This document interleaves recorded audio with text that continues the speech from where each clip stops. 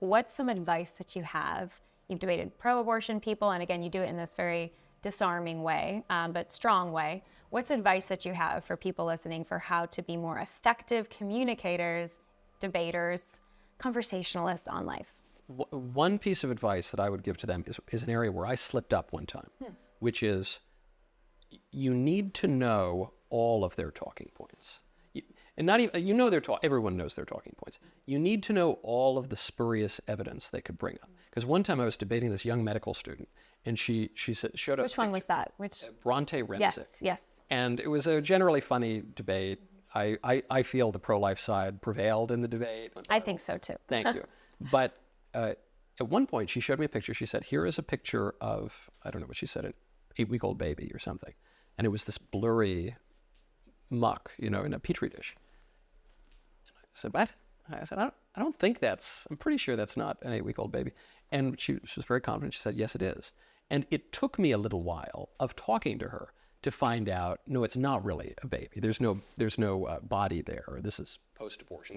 Was that a Guardian image from that infamous Guardian article where this is what a post-conception pregnancy looks like, and the baby wasn't in the photo? It wasn't there. The rest of the pregnancy tissue, but the baby's been removed. Yeah. And it's wild to me that with all the fact checks that Facebook and Instagram and, in the past at least Twitter likes to give, this was not fact checked. Yeah. This missed the fast check because it promotes the pro-abortion narrative. And so my advice to myself from a year ago or to other pro-lifers would be the same advice that I would give to Mitt Romney before the 2012 presidential debate. Where were you then? Where were we then?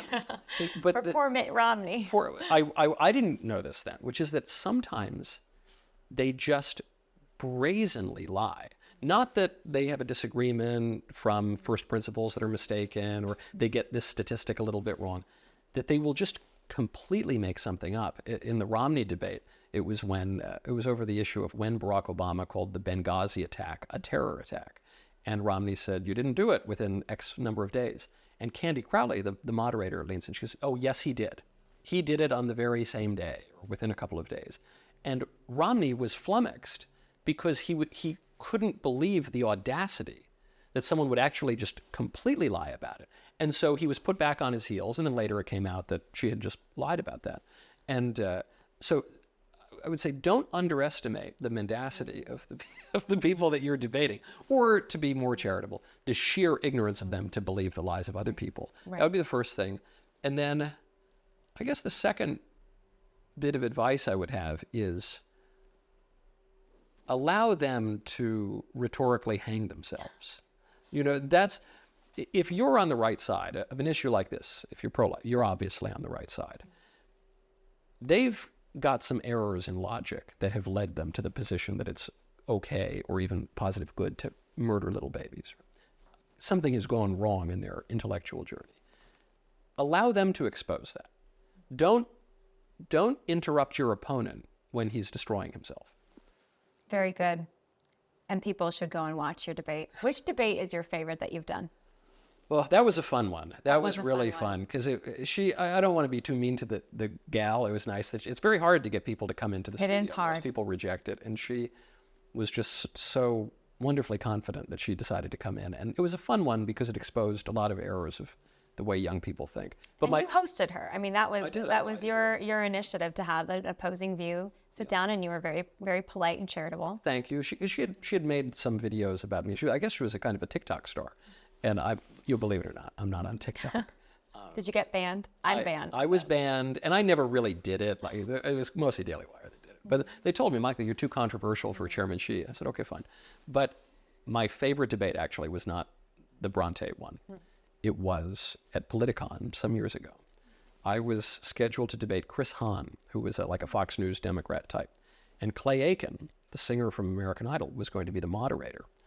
But very early on in the debate, Clay Aiken just started debating me himself. Wow. And isn't he supposed to be like American wholesome guy? Yes. I should have asked for Ruben Studdard to be the moderator, I think, because Clay Aiken was very aggressive and partisan. And at one point he got so angry that I wasn't saying the things he wanted me to say, that he started swearing at the audience and cursing. He was getting booed Okay, by where's the this audience. video, Michael? It's I don't really think I've seen great. this one. It's somewhere on YouTube. Okay, Highly, we'll make some clips. highly We'll find recommended, it.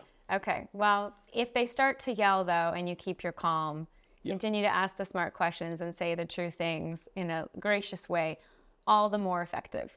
In debates, very often, the one who keeps his cool is perceived as the rational one, and the one who's perceived as rational is the one who's going to seem to have won the debate.